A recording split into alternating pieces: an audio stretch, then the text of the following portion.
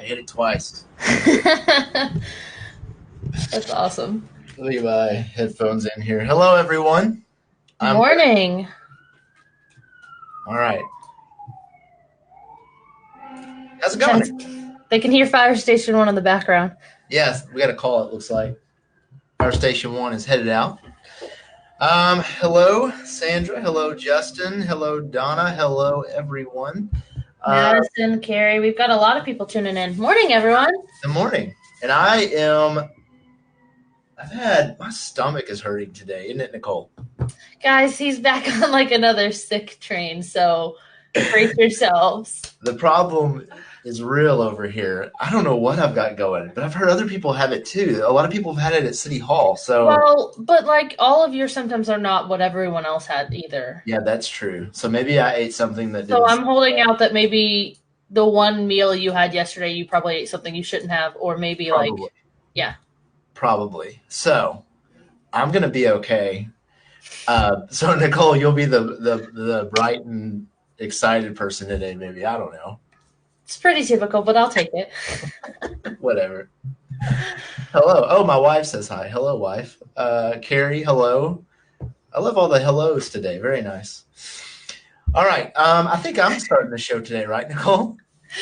Yeah, you are. Actually, we're gonna let Blake kick it off and see how today goes. It's gonna go great. Trust me. It's gonna be fantastic. We're Donna all excited. asked what I ate last night. I ate at home last night, Donna. I like Lauren's reply. I really do. It's psychological. Yeah. Right? Yeah. Right. Okay. All right. Let's get started here. Enough about our ailments over here. All right. So we show this each week. This is a list of resources for everyone to check out. All things Weatherford. Of course, we have our city website, weatherfordtx.gov. Actually, when you go there, that's where you can get information about brush and sanitation schedules. You can get information on road projects that our Transportation and Public Works Department is working on. You can get information on city council meetings. You can watch city council meetings live from that website. So really, it's the number one source for all things City of Weatherford and what's happening in the community. There's a list of all boards and commissions and what times they meet, and their meetings are on there as well, both live and archived. We also have our tourism website, experienceweatherford.com. If a lot of you went to Spark in the Park this past weekend to celebrate, or last Thursday, not weekend, to celebrate the 4th of July, Experience Weatherford had a lot of information about that event. So it's really our tourism website and all things tourism side, quality of life things for Weatherford. And then we have our chooseweatherford.com resource, which is for economic development.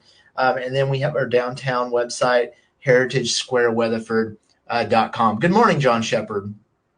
Happy Peach Week.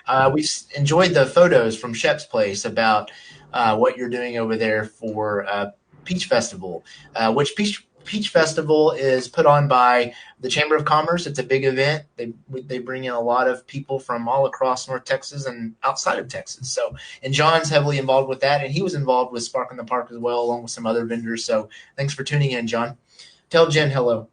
And of course, we are on social media, Facebook, Instagram, Twitter, and YouTube. All right. If you haven't done so already, be sure to hop on the App Store or Google Play and download the My Weatherford True Texas app.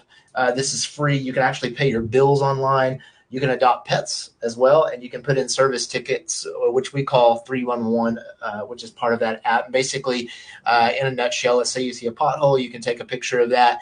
It submits a ticket to the appropriate department, which would be Transportation and Public Works, and they'll go in and fix that. We've actually gotten stories from our citizens that they put in a ticket on the 311 feature within the app, and we fixed the pothole in the same day. So it's very effective. Download that. It's free. Check it out. And, of course, we have our Experience Weatherford app. You can actually book hotels, plan your schedule all on your phone. That's a good resource. Maybe if you have family members or friends coming from outside of Weatherford who or maybe need a hotel and want to go seek entertainment in the evenings, you can recommend that app to them. It's really, really cool. And it's free as well. We like free, don't we, Nicole? We do. We're always down for free. Right. Tonight we have a city council meeting. Nicole and I will be there. It starts at 6:30 p.m. in the Weatherford City Hall Council Chambers. One major agenda item, which will be at the very beginning, and we're about to show a video a couple slides after this one for the proclamation. It's a mayoral proclamation for Roger Grizzard. We lost Roger about a month ago, and so the city is going to do a proclamation for Live Like Roger Day, which will be the 18th of this month, which was actually his birthday. And so if you want to see more about the agenda for tonight after that proclamation, you can go to that link listed there on our website and see the full agenda for tonight. And here is the video to promote tonight. And I'm going to take my headphones out, Nicole, and so the people can hear it.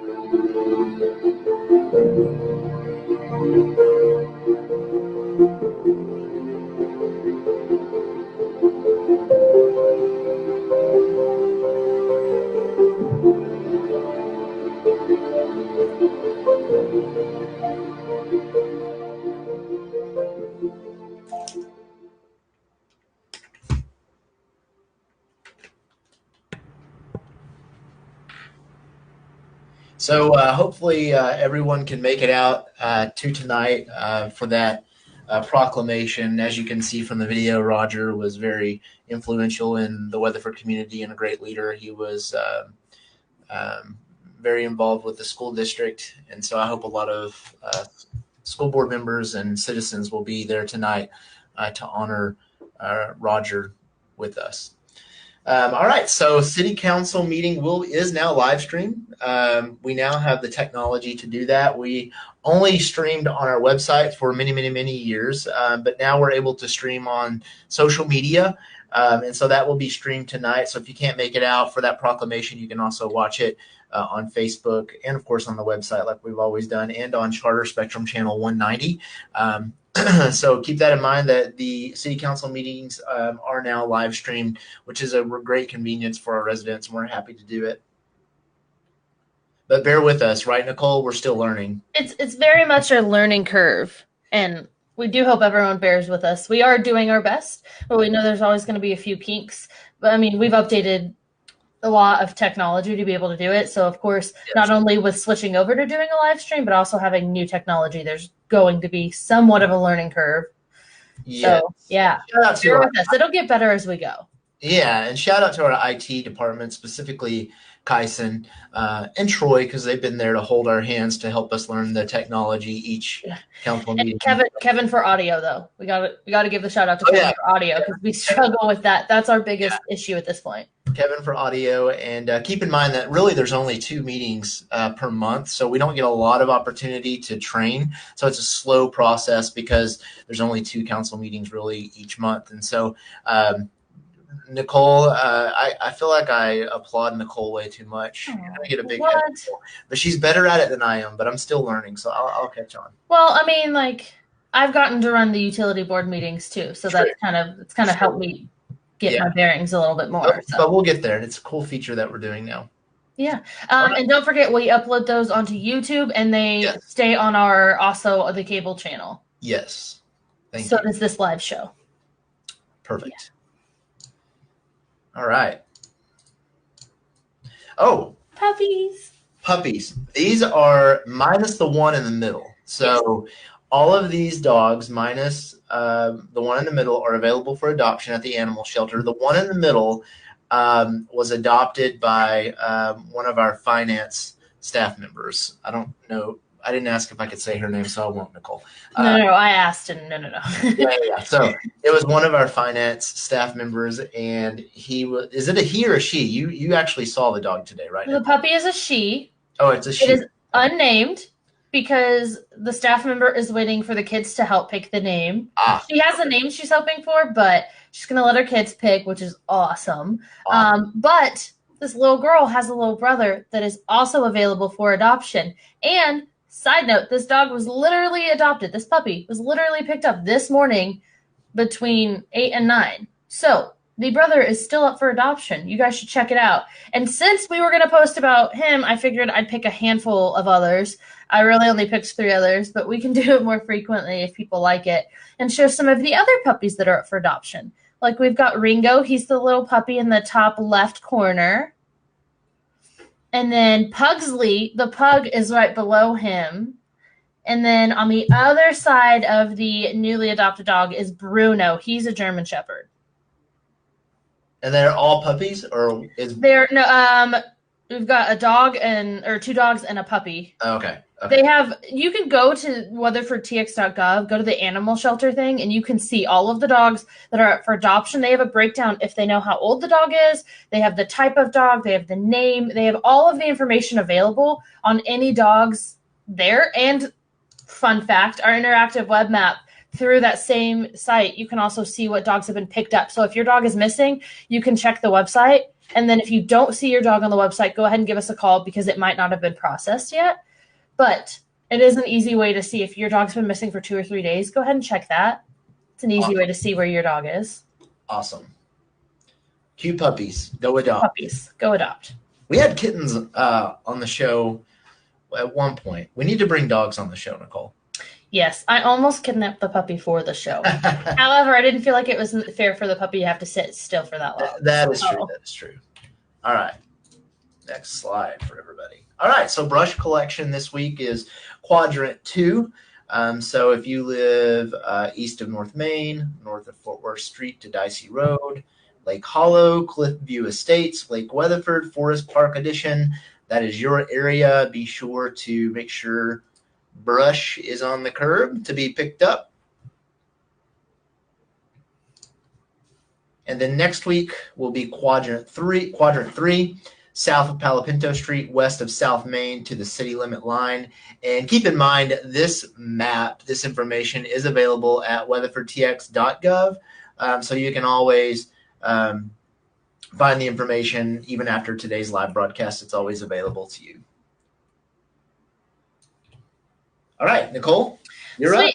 So that takes us into water. So we own a reliable source of long-term water supply for our customers, and we're always continuing to develop new sources of supply to ensure that we have a dependable water supply for our future. So we do have a negotiated contract for additional water supply from Tarrant Regional Water District if needed.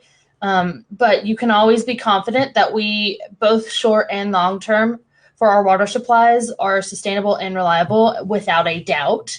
So then going into it, water department updates, I put in here some updates from the, Blake, will you change this up? Sorry. On some of the water projects going on. So on the North Main Street project, contractor will be working in the intersection of North Main Street and 4th Street to replace the sewer. Then they will immediately pave this section. The work is expected to only take a couple of days, then they'll move on to the next section. And then at Mockingbird Lane and West Park Street, the contractor is working in West Rents Street. And over on Ackard Street in the 200 block, they are replacing sewer and the 200 block. So it should only last a couple of weeks. We try to be as efficient as possible. I did see some people commenting on North Main Street, but I'll get to that a little bit later in the broadcast.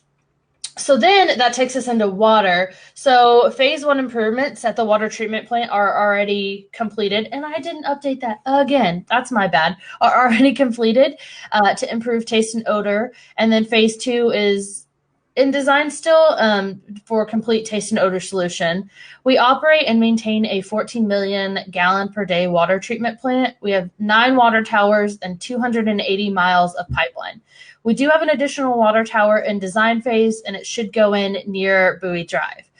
In the event of emergency, our staff 24/7 has the goal of being on site within 30 minutes, and I feel like we do a really good job of achieving that goal. So then that takes us from that into water quality. Keeping in mind, we have 280 miles. It's 280 miles, guys, of pipes. We have noticed that there is an issue with water. It is not something that the city has ignored due to a study in 2017. We actually looked into it. So we do meet all regulatory requirements for safe drinking water, and we knew that the original process was not very effective at removing taste and odor compounds. That is caused by geosmin, which is naturally occurring in our water resources, and that occurs when algae dies off during peak hot times and cold times. So we understand that during the summer and during the winter, that flavor or odor can be a little bit stronger. Again, not a regulatory issue, just an aesthetic issue, but we are working on it. So what are we doing to fix that?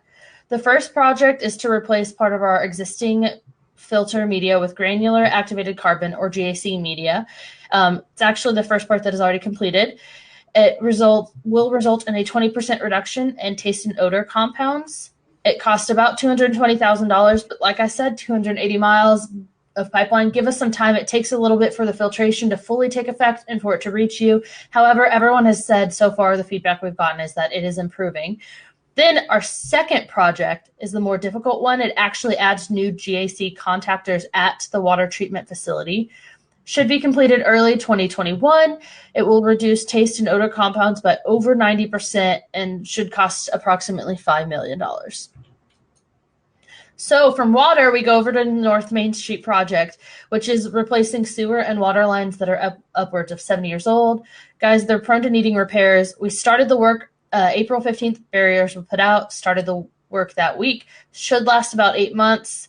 The work zone is between Front Street and 8th Street. We are going 1 block at a time, except for here at 4th Street, but we are progressing as quickly as the contractors can. Seek alternative routes via Rick Williamson Memorial Highway, Franklin Brazo Street, Elm Street, and Rusk Street.